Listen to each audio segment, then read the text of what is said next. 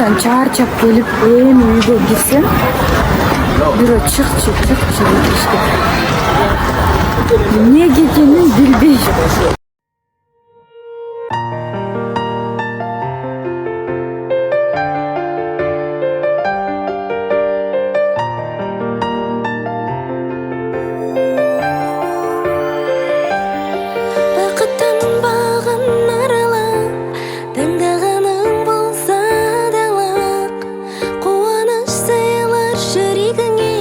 Ғашықтық сезімі ғаламат толқыныңда аясау теңіздің биік армандар жиып керемет қой шынында біреуді жүрсең сүйіп ғашық болу шын ғашық болу жаныңда жаны толы нұрға ғашық болу ол азық болу сүйгеніңе жолығуға аялай біл бағалай біл соны бол ғаламда ғашық болу ашып беру жүрегіңді бір адамға.